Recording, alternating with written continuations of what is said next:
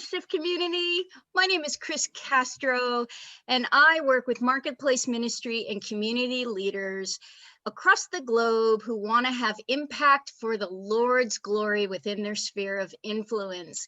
We are doing a Shifting Through the Messy Middle series, and this series is designed because we all go through really difficult circumstances, and so many times people wonder how somebody got through it, especially if the situation was really, really messy.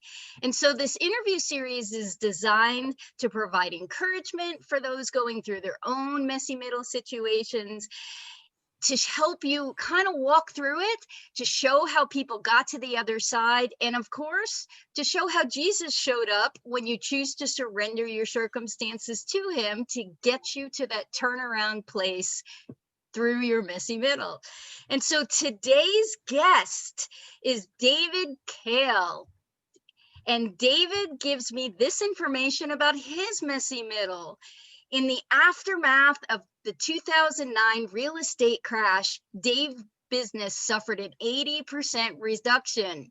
Now we're in 2020 and 2020. And of course, we all know that that is probably what happened to a bunch of us entrepreneurs this year. So it's a very similar story to what's going on.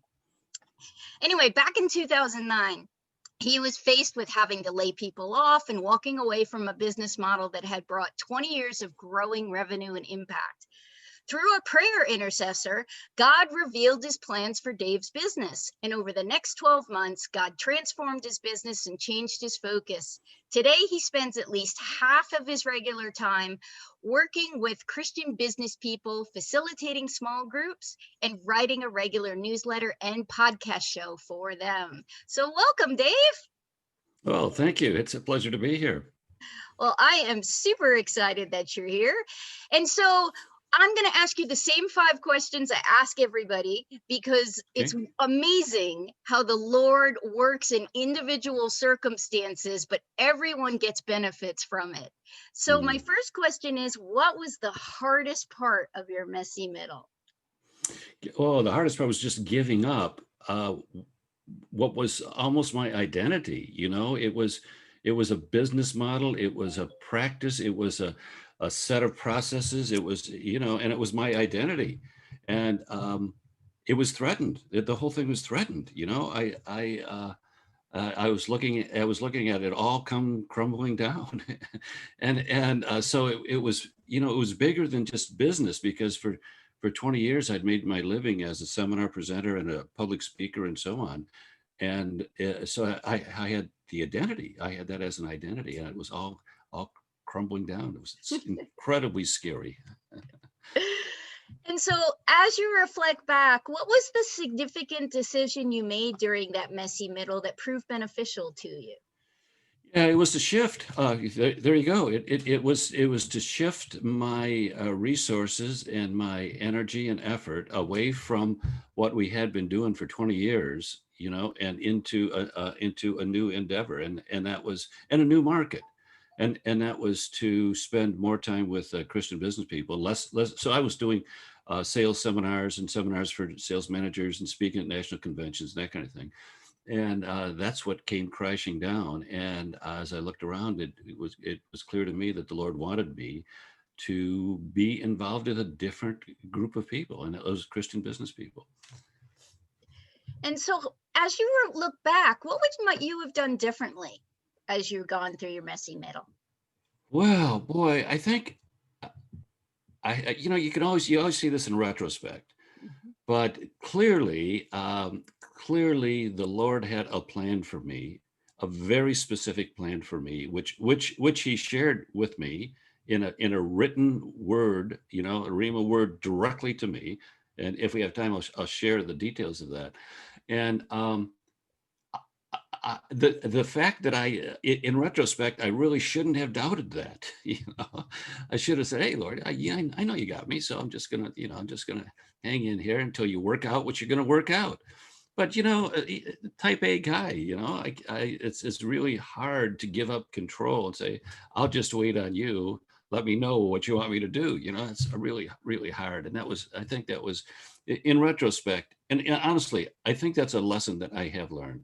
Really, really, like for years, I was a type A guy doing strategic plan, 5-year forecast and all that sort of thing. And now I really, truly am at the point where I can honestly say day to day, Lord, show me what you want me to do today. And I won't worry too much about the future. Oh, and yes, the Lord is so much better at life than we are. And it's so much better when we are at peace and resting in him. Yeah. And my next question is specifically about how Jesus showed up in your messy middle. So why don't you Yeah. describe what happened? Yeah. Okay. So I had, again, the business is crashing, and I had an intercessor. I had hired a ministry as intercessors for my business, and I'd done this a couple of years before. And the deal was I'd send them a weekly prayer list, and they would pray through it and send back whatever word they got, and so on. I would talk to them once a month. So I had a speaking engagement in San Antonio. I believe they were in Austin. And they said, listen, you're going to be in San Antonio. Why don't you come down and visit us? Take a day early or day later. And so I did. So I went down to Austin to spend a day with my intercessors, who I really never met face to face before. And, we had a nice day. We had a very intense prayer time. And there's Charles and Elizabeth and myself. Charles and Elizabeth are my intercessors. And after the end of that prayer time, Elizabeth said to me, the Lord said this, told me to tell you this. And it was a document, it's a piece of paper. And so here's what it was. There's a little city and a road that comes out to the end of the page. And there's a little stick figure on the road. And then there's words. And the words were, and I got this memorized, the words were, the Lord sees you as a knight in shining armor. Like, I didn't see me as that, and do not fear. He will connect you with other knights in shining armor. Now that's at the bottom, and then the road hits the side of the page, edge of the page, and does a U-turn, comes back, and underneath that it said a sudden change of events is coming very soon. And then the road goes back this way in the same direction, although up above it, and there's other words. The Lord is preparing a people for you to impact and impart to. Significant people. And then the road hits a city which is much more ornate and clearly more organized and so on. And so this is what she said to me, Lord wants you to know this. And she described the whole thing to me. And, I was really just blown away. The Lord would speak like that clearly to me. It was like, wow, who am I, And, but after I looked at it for a while, I took it back with me on the plane, I looked at it and said, well, there's nothing for me to do here. There's no to-do list. and honestly, I put it in my drawer and I didn't think much about it because there was no action step, And so the business that we were in, I was doing public seminars, coming into a city and doing sales seminars. The next day, do sales management seminars, and that's what we did. And so that business just totally disappeared. Like I say, it went down by 80%. And we got desperate, and I thought, what we got to do something to resurrect business. Let's do a seminar, but let's pull out all the stops. So we looked at what cities around the country were good for us, and so on. When Dallas was the best place, we had lots of followers and stuff like that in Dallas. So we decided we could do it in Dallas, and we pulled out all the stops. Every way you could promote it, we promoted it. Cards, direct mail, email, pay-per-click, everything you could possibly think of, we did on this one thing because we knew how to do seminars well. We'd done them for 15 years. We're going to do this. We're going to resurrect this. And we were counting on 369 attendees, registered attendees. And you know how many we had? How many? One. One. So I thought, wow, this is supernatural. We cannot be this bad. We are not this bad. We've been doing this for years. We know how to do this. And I said, Lord, I guess you don't want me in this business. And then it occurred to me, this is the sudden change. This is the turn. This is the shift. And so over the next couple of months is, Lord, what do you want me to do? Clearly you don't want me doing this anymore. So what do you want me to do? And that's really began to be involved with Christian business people, and through I have a couple of small groups that I do with them, and lots of resources, and the podcast is for Christian business people, and a newsletter every other week for Christian business people. And it occurred to me after I began to get into that, this is the significant people that the Lord has charged me to impact and impart to. Right off his word. So man, he showed up. First of all, he told me he was going to show up.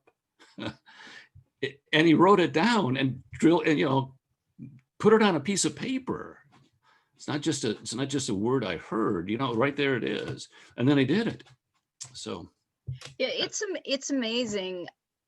The last couple of years, I've been in a position where I've been learning more and more about how the Lord speaks. And more and more as I develop intimacy with the Lord and I spend time with him, he's so creative, and he'll give somebody a picture or a vision or a word. And it's important for us to sit with those and let God reveal himself in them over time. Yeah. So that's fantastic that you got Yeah. that. Yeah. So what's a Bible verse that represents what you learned during that experience, or a truth in some way that you've held on to? Yeah, it's one you wouldn't really think, but Hebrews 10, I think it's 23. Let us plan how we can stimulate one another to love and good works. And I think that's been my call. That's my charge. That's the message he wants me to have, and that's sort of my operating plan. Let's plan how we can stimulate or prod one another to love and good works. And of course, that's sort of what I've been doing and attempt to do since then. Absolutely. And so final question, what wisdom would you share with the audience about how your entire situation, that messy middle, has positively impacted your life today? Oh my goodness. So the wisdom is to wait on the Lord. Of course, we've heard it over and over again, but it's one thing to acknowledge it intellectually, and it's another thing to hold on to it in your heart and really know it, not just believe it, but really know it. So that's it. It really, I mean, it's really, really true. And so as far as it's impacted my life, it really has given me um, a purpose greater than that which I had before, and filled up my life. Lord inspires my writing. I mean, and my podcast. I mean, that's inspired. So he's very much involved. He connects me with people like you, Chris, and he's just. I am aware of his involvement in my life on a day-to-day, almost moment-to-moment basis. And I see almost everything that happens, a new connection, the idea for an article, all of that comes directly from him. And I'm aware of that, and I appreciate that, and I thank him for that, and I revel in it. Well, thank you so much. Well, why don't you tell everybody what your company is, how they can reach you, and of course, I'll put in your information as well on the blog post. Yeah, well, so I have 3 different websites, 3 companies.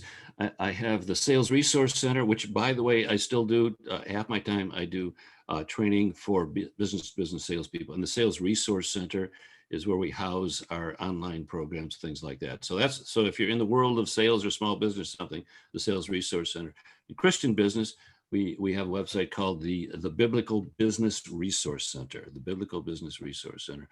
And then the granddaddy of the websites is davekahle.com, which has been there for, I don't know, since websites began. So davekahle.com. And if you want to reach me, the easiest way is just email me at info@davekahle.com. It'll eventually get to me. info@davekahle, davekahle.com.